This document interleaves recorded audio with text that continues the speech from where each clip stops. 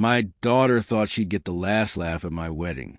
She and her husband stood there whispering, smirking, calling my new wife the old lady like I couldn't hear a damn thing. But weddings have a funny way of revealing the truth. And when the real identity of the woman they mocked finally came out, every grin on their faces died instantly. Because the old lady they thought they were insulting, she wasn't just my wife. She was someone with power in their lives they never saw coming. And trust me, their world flipped upside down the second they realized it. Before we jump in, make sure to subscribe, and grab a seat. This one's going to hit harder than they're ready for. You ever notice how life has a way of humbling you, right, when you think you've got everybody figured out? I learned that lesson the hard way on the day I married the woman who saved my damn life. Now, let me take you back to the moment this whole mess began, because trust me, you're going to want to buckle up. That MY name's Ray. Uncle Ray to most folks who know me. And on the day I got married, the day that was supposed to be the happiest chapter of my life, my own daughter and her husband laughed in my bride's face. They whispered behind us. They rolled their eyes. They called her the old lady, Grandma Gold Digger, and Dad's midlife crisis. They thought she was weak. They thought she was irrelevant. They thought she was some small-town nobody who stumbled into my life at the right time. But what they didn't know, what nobody knew, is that the woman standing at that altar with me wasn't just my bride. She was the reason half the people in the room were still alive. And when my daughter and son-in-law found out who she really was, when her identity finally came crashing down on them like a freight train, their faces drained white, their jaws dropped, and they realized they had just insulted the one woman they should have shown the highest damn respect. But we'll get there. Let's start at the beginning. After my late wife, Linda, passed away, I wasn't the same man. You lose a partner of 30 years, and suddenly the world stops making sense. You walk through days like you're underwater. You sleep like the bed has teeth. My daughter, Megan, told me to move on. But how the hell do you move on from half your soul? So I did what old men do when they're lonely. I avoided everybody. That's when I met her, a woman named Evelyn. Not flashy, not loud, not trying to impress a single damn soul. Just steady, warm, fiercely intelligent. And she had this way of looking at you like she wasn't judging, just understanding. I met her at a small community seminar about estate planning. Yeah, romantic, right? Two people bonding over taxes and inheritance laws. But that woman cracked me open in ways I didn't expect. We started talking, then walking, then laughing, and before I knew it, I was waking up smiling for the first time in years. The moment my daughter heard I was dating again, she reacted like a kid who just got told Christmas was canceled. Dad, she's older. She's boring. And she looks, I don't know, tired. I remember staring at her thinking, where the hell did I go wrong raising you? But I ignored it. People grieve differently. I gave her time. Time didn't help I proposed to Evelyn on a quiet morning after she made me peach pancakes and told me I looked happier lately. She didn't scream. She didn't do that whole cinematic fainting thing. She just smiled, kissed my forehead, and whispered, I'd be honored, Ray. When Megan heard, she didn't congratulate me. She didn't hug me. She didn't even smile. She said, Dad, you're seriously marrying that old lady? Are you losing it? My future son-in-law, Devin, a guy with more ego than sense, laughed and added, Hey, at least she won't drain your bank account. She'll probably die before you do. I should have kicked him through the drywall, but I kept the peace because that's what fathers do. Everything was perfect. The barn was decorated with warm lights. The flowers were soft whites and dusty greens. The air smelled like fresh pine.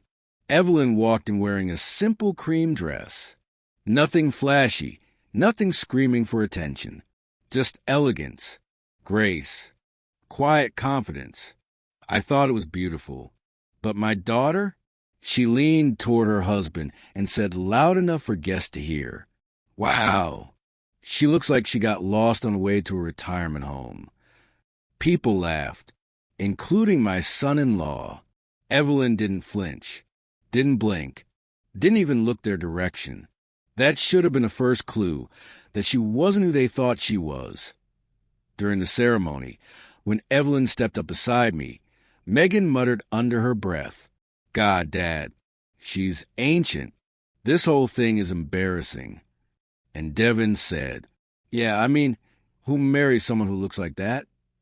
Evelyn heard every damn word, but instead of breaking down or running away or snapping back, she gave me a small smile, a steadying one, like she knew something they didn't. And oh boy, she did. Right after the ceremony ended, an older gentleman walked up to us. Straight posture, pin-sharp eyes, military demeanor.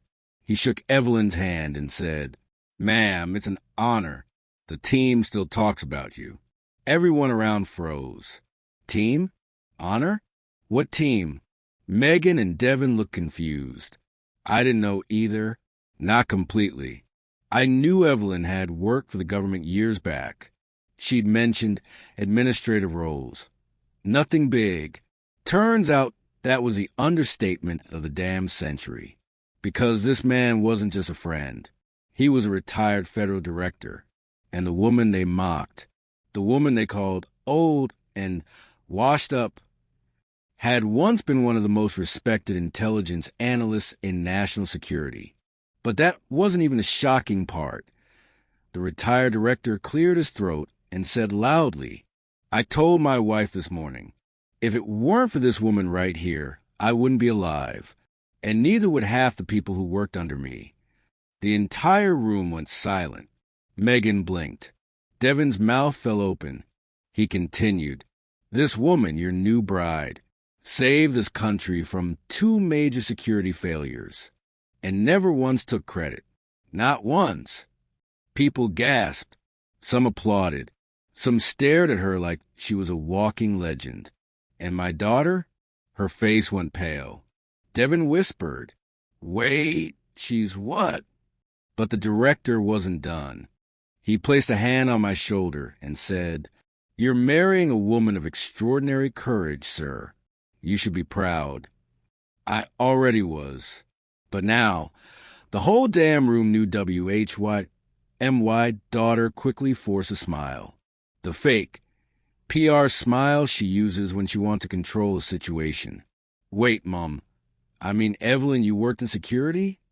Evelyn gave a gentle smile, the kind that hides oceans of experience. "Yes, dear. A long time ago. But that's not important today." Not important? It was everything. Devin suddenly stepped forward, stuttering. "So you're like CIA?" Evelyn chuckled. "No. Higher." You could have heard a pin drop. Later during the dinner reception, Megan approached me with big eyes. "Dad, why didn't you tell me she was some kind of big deal?" I stared at her, and for the first time in my life, I didn't sugarcoat anything. Because, sweetheart, you didn't bother getting to know her. She swallowed hard. Her cheeks flushed. Devin pretended to be busy looking for napkins. Evelyn walked up behind me, placed a soft hand on my shoulder, and said, "It's all right, Ray. People judge what they don't understand." But there was a firmness in her voice, a subtle message, and my daughter felt it.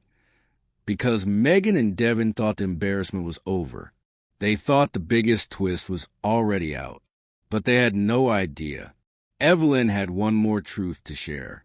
One that would turn their world upside down, challenge everything they assumed, and force them to face the consequences of their disrespect.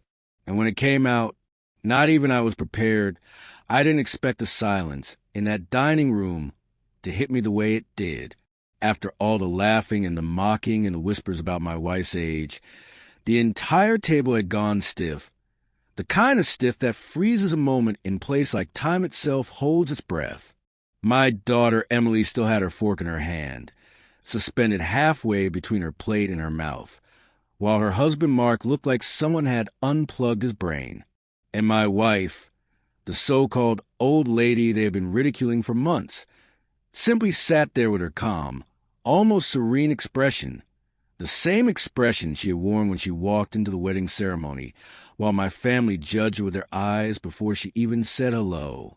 I could still see the moment earlier that day when Emily tilted her head and snickered as she told her cousins that my wife walked like someone's retired grandmother checking her mailbox, and how Mark made a joke about how my new marriage must come with a senior citizen discount. But now they couldn't look at her. Not after the first hint of truth slipped out. Not after she glanced at her phone, and the screen lit up with a message from someone whose name froze Emily like she'd been hit with a bucket of ice water. Because that name was one Emily knew, one Mark knew too, one that didn't belong in the life of some random old lady they thought I had picked up because I was lonely or confused or having a late-life crisis. That name belonged to somebody powerful, somebody respected, somebody untouchable. And now the two of them were staring at my wife like they had no idea who they were sitting across from. They didn't. My wife cleared her throat gently, not harshly or dramatically. She never raised her voice. She didn't need to. The sound alone snapped everyone's attention toward her like she was a teacher, and we were the rowdy kids who had pushed too far. She set her phone down on the table face up, not hiding a single thing. "I'm sorry," she said softly, but not in a weak way, more like she was disappointed to even need to speak at all. "I didn't mean to interrupt dinner. I know this was supposed to be a celebration." Emily blinked hard, her eyes darting between the name on the phone and my wife's face, and she forced a shaky laugh like she was trying to pretend she wasn't rattled. "Oh, wow, that's funny. Why would someone like him be messaging you?" My wife folded her hands neatly. "Because he works for me." You could have dropped a fork on that hardwood floor and heard it echo. Emily sat back slowly, like gravity became heavier. Mark looked at me as if I had been hiding state secrets in my coat pocket. "Dad, what does she mean works for her?" I didn't answer, because the truth wasn't mine to reveal. I'd known for months now that the day the truth came out would hit like a hammer. My wife sighed, a very quiet, very tired-sounding sigh, and she dabbed her mouth with her napkin before speaking again. I didn't want the wedding to be about what I have or what I've done. I didn't want anyone feeling intimidated or obligated to act differently just because of my background. Her eyes shifted gently toward Emily.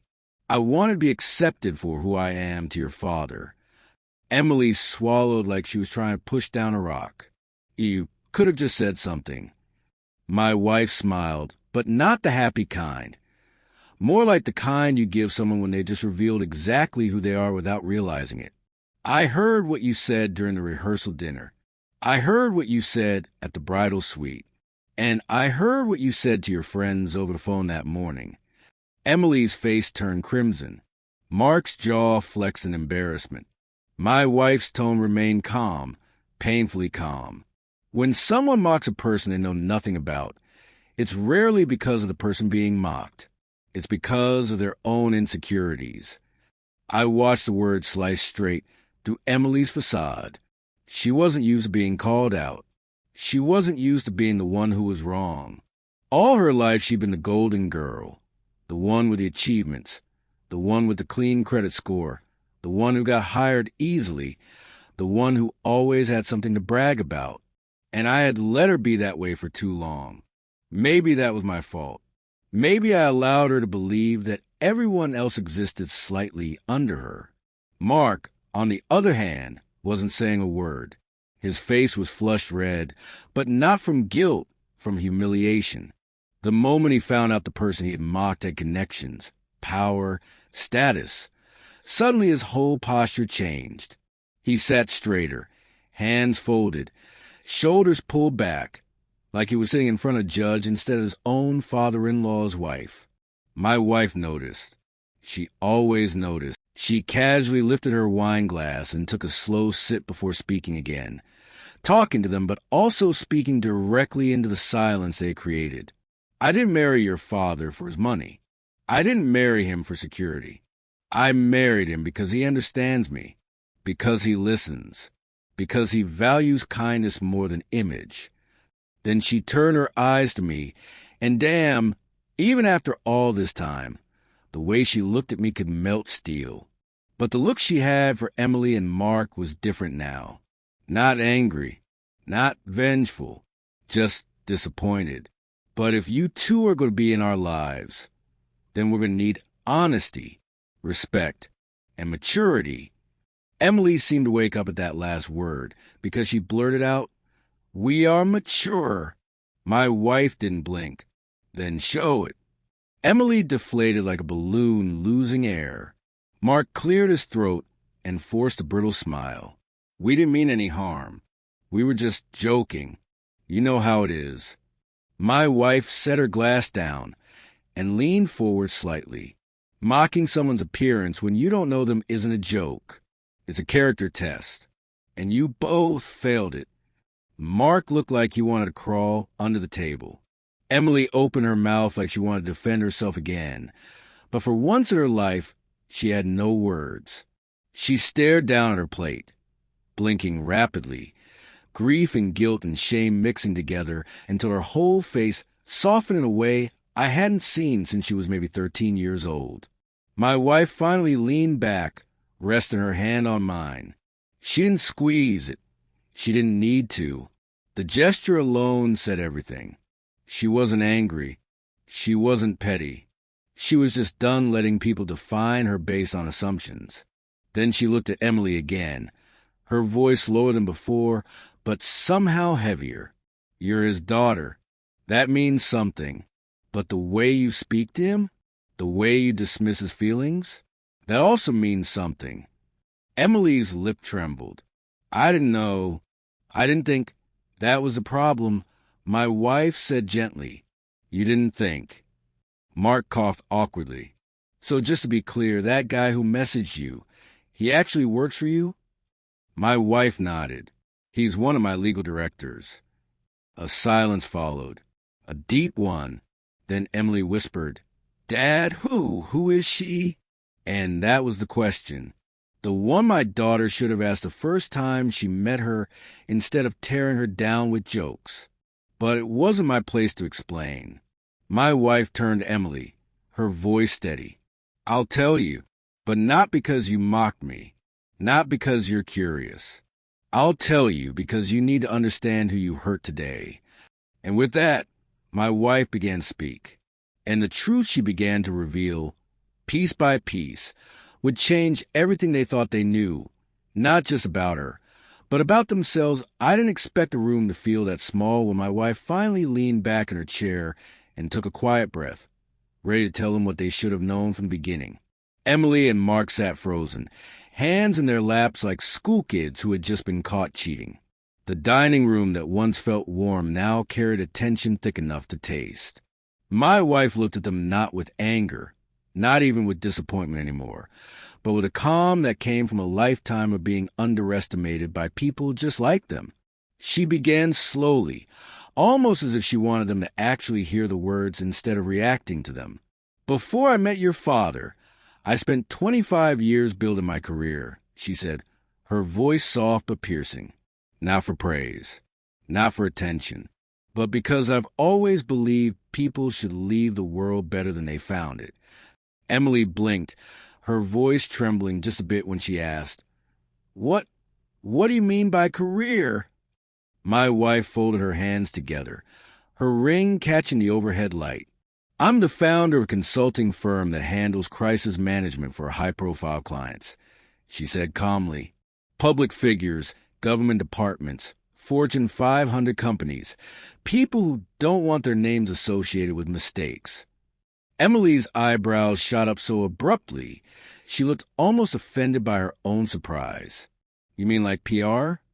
My wife shook her head gently. No, dear, not PR, damage control, legal strategy, negotiations. The things people hire when they've already destroyed their public image and need someone who knows how to quietly fix what's broken before the world finds out. Mark exhaled sharply as if someone punched the wind out of him. So, you're like important? My wife gave him the kindest smile I'd ever seen given to a man who absolutely did not deserve it. Important isn't the word I'd use. But influential? Yes. Connected? Certainly. Emily stared down at her hands, playing with the edge of her napkin like it was the only thing anchoring her. So that message earlier from him, that was real? Very real, my wife said. He was confirming the details for a meeting tomorrow morning, one involving a federal contract. Mark swallowed, then sat a little straighter, like he suddenly remembered he was supposed to have good posture in front of people with power. My wife didn't acknowledge the shift. She just continued talking with that soft, measured confidence that made everything she said feel like it landed directly in their chests. You see, she continued, I retired from the public side of my work, but not the private side. Most of my clients trust my judgment more than they trust their own lawyers. Emily's eyes were huge now, but she wasn't skeptical or annoyed anymore. No, she was scared. Not scared of my wife, but scared of how loudly her earlier ignorance now echoed back at her. Why didn't you tell us? She whispered. My wife lifted her shoulders slightly. Because I wanted you to meet me as a person, not a resume. And because your father deserved a partner who didn't need to stand on a pedestal. He's been on his feet his entire life. A pedestal would make him fall. I felt something in my chest soften at that. Something warm. Something I hadn't felt in years when it came to the concept of marriage. Emily bit her lip. And we mocked you. My wife didn't gnaw, didn't smirk, didn't offer the satisfaction of shame. She simply spoke truth. You mock what you assumed I was. But assumptions say more about the person making them than the one they're made about. Emily buried her face in her hand for a moment, and I could hear her inhale shakily as if she was trying not to cry. Mark stared at the wall, like it suddenly became the most interesting thing he'd ever seen. After a long, uncomfortable silence, my wife leaned forward slightly. Emily, she said softly, I'm not angry at you. Emily looked up, eyes watery. You should be? No, my wife said gently. Anger solves nothing. What you need is understanding. Not mine, your own. Emily wiped her nose with her sleeve like a child. I didn't mean to hurt anyone, but you did. My wife replied, not unkindly. And the only way to move forward is to acknowledge that. Mark cleared his throat. I think what we're trying to say is we're sorry. My wife looked at him. Are you sorry for mocking me? Mark hesitated. Yes. She tilted her head. Or are you sorry because you found out you mocked the wrong person? Mark's mouth shut. Completely. Permanently. For the moment. My wife turned back to Emily. And you? Emily stared at her food like it might save her. I honestly don't know, she whispered. I'm embarrassed. I'm ashamed. And I feel guilty. But I don't know if I'm sorry because you're powerful or if I'm sorry because I hurt you. My wife nodded slowly. Thank you for your honesty. Emily looked surprised at being thanked, almost confused. Honesty is rare, my wife continued, and it's the only step that matters right now. I couldn't help but notice how quiet the house felt at that moment. No wind outside, no cars passing, just 4 people sitting at a table with the truth hanging between them like a fragile thread. My wife reached across the table and gently placed her hand on Emily's. I didn't marry your father to create conflict. I married him because he is someone who values growth, someone who treats people with dignity, someone who deserves joy after years of putting everyone else first. Emily swallowed hard, her shoulders trembling. "He does deserve that," she whispered. "And I do too," my wife added softly. Emily broke. Not dramatically, not loudly, just a soft, collapsing kind of breaking, like the dam inside her had finally given way. Tears spilled silently down her face as she covered her mouth and shook her head. "I'm so sorry. I'm so sorry." Mark reached for her shoulder, but my wife held up a hand before he touched her. "Let her feel it," she said quietly. "This is not punishment. This is growth." Emily cried harder, but not from shame anymore, from relief, from the release of months of tension she had built around a woman she never even bothered to get to know. My wife let her cry, not comforting her, but not abandoning her either. Just sitting in her presence, giving her space to break open. After a while, Emily wiped her face again and looked at me. "Dad, I'm sorry I put you in this position." I nodded gently. "I know, sweetheart. I didn't think she'd be right for you," she whispered. "I thought she was using you or replacing Mom or, I don't know." My wife leaned back. "I will never replace your mother. That's not my role. I'm your father's partner, not a competitor for memories that don't belong to me." Emily stared at her like she had never met anyone who spoke with that level of clarity. Maybe she hadn't. Finally, she took a long breath. Who else knows who you really are?" "Very few people," my wife said, "and I'd like to keep it that way." Mark raised an eyebrow. "So you're trusting us with that?" "I trust your father," she said. "The rest is up to you." Emily nodded slowly, absorbing that like medicine she wasn't sure she deserved. We sat there for a long moment, the air shifting, softening. Something had changed in the room. Something fundamental. The dynamic wasn't the same. The balance wasn't the same. Emily wasn't looking at my wife like a stranger anymore, and Mark wasn't smirking or avoiding eye contact. They weren't fully redeemed, not yet, but they were no longer ignorant of who they were dealing with. And then my wife said something none of us expected. "There's more you need to know," she said quietly. Emily looked up sharply. "More?" My wife nodded. "Yes, because the truth about who I am is only half the story." Emily's face paled slightly. "What's the other half?" My wife took a long, steady breath. "The part where your assumptions didn't just insult me, they nearly caused a much bigger problem than you realize." Emily's eyes widened. "What do you mean?"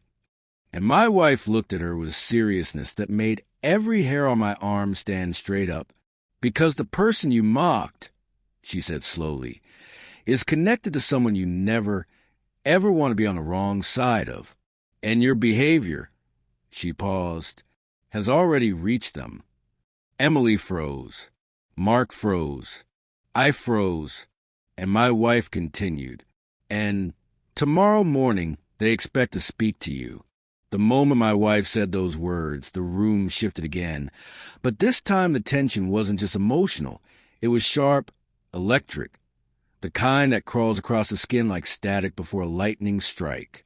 Emily lifted her head slowly, her eyes wide and unfocused like she wasn't sure she heard correctly. Mark stiffened beside her, his jaw tightening, his hands suddenly clasped together so tightly his knuckles turned white. "Speak to who?" Emily finally whispered. My wife didn't answer right away. She took a calm sip of her water, set the glass down gently, and folded her napkin with the same careful precision she used for everything she touched. When she finally spoke, her voice was so steady it almost didn't sound real.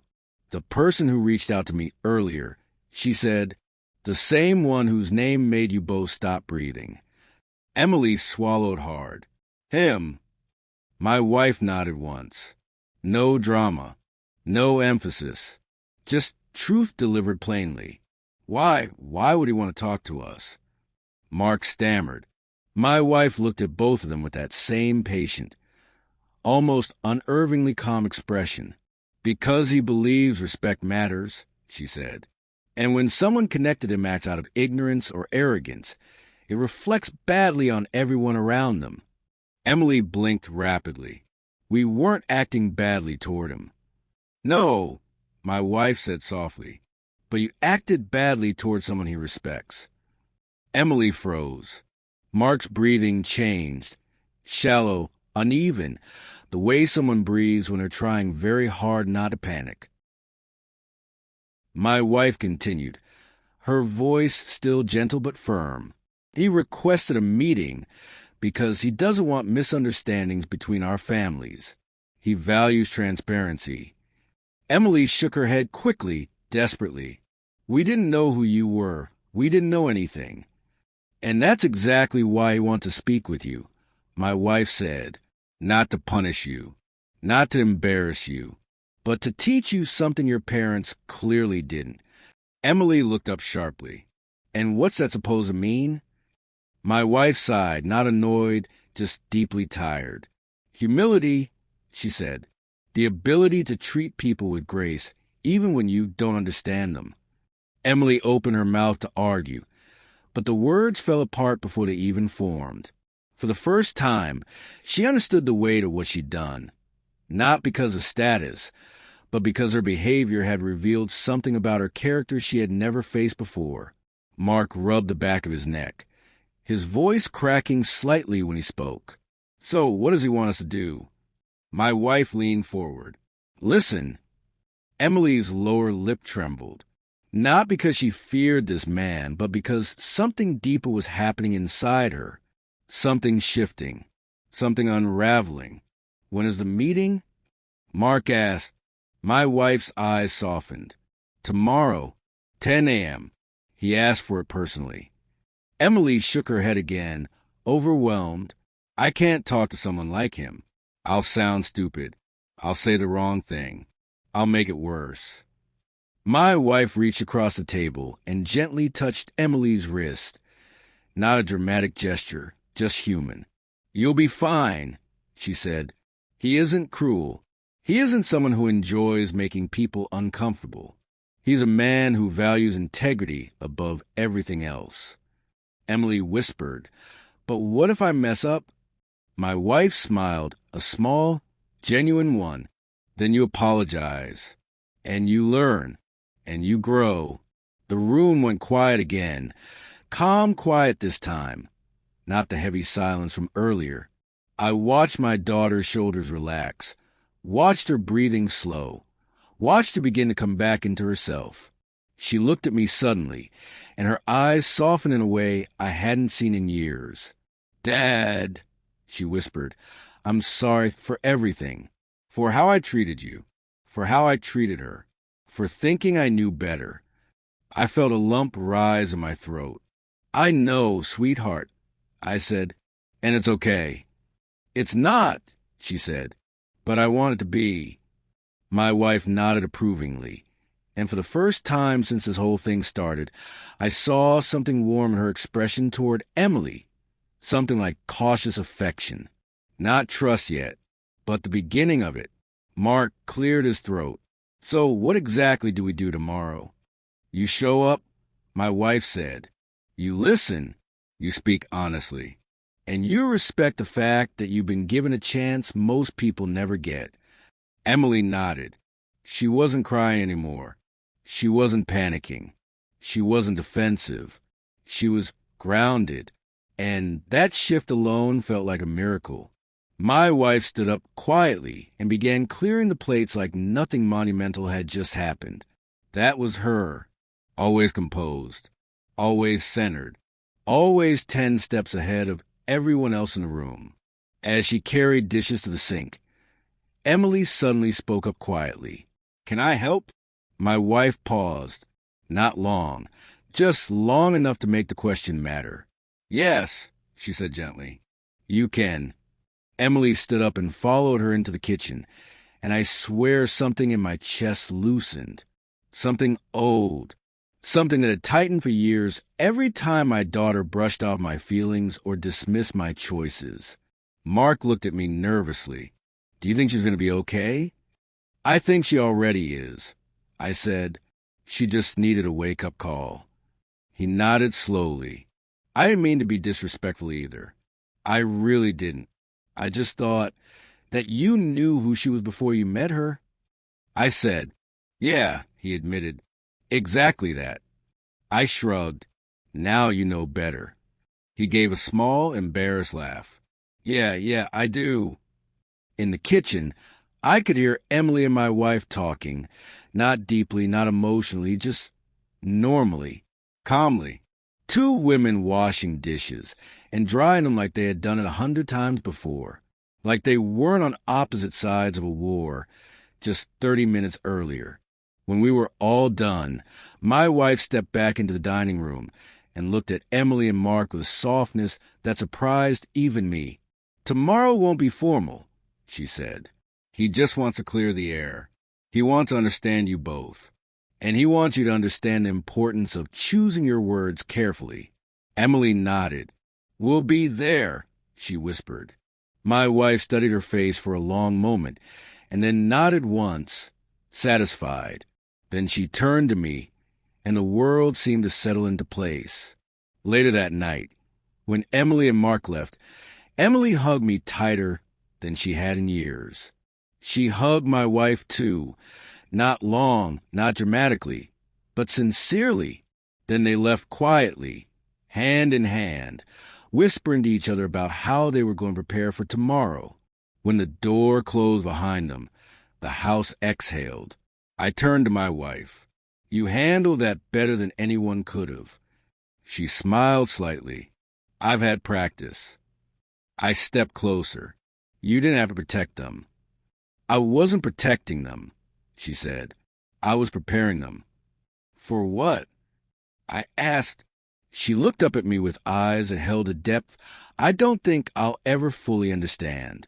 For a future where they treat people the way they wish to be treated. I wrapped my arms around her, feeling the calm strength she carried so effortlessly. "You're remarkable," I whispered. She rested her head against my chest. "No, I'm just someone who refuses to let ignorance go unchecked." The next morning, Emily and Mark met with a man they feared, only to discover he was nothing like they imagined. He wasn't harsh. He wasn't intimidating. He wasn't angry. He simply asked them one question: "What did you learn?" And they answered honestly. And because of that, he told them something I will never forget. "You're lucky," he said. "Most people who make mistakes like that never get the chance to grow from them." From that moment on, everything changed. Emily and my wife built a relationship, not perfect, not effortless, but real. Mark softened too, and my home, our home, became peaceful in a way it had never been before. And the old lady they mocked, she became the woman my daughter calls when she needs advice, the woman Mark respects more than anyone, and the woman who taught all of us that sometimes the people we underestimate the most are the ones who show us who we're capable of becoming. And that's how everything changed the day my daughter mocked my wife and learned who she really was. And that's how one wedding turned into the lesson my daughter and her husband never forgot. Mocking someone is easy, but living with the consequences of disrespect, that's where the real story begins. If you enjoyed this drama, make sure to like, subscribe, and follow, because more true-to-life stories like this one are coming, and Uncle Ray's not holding anything back.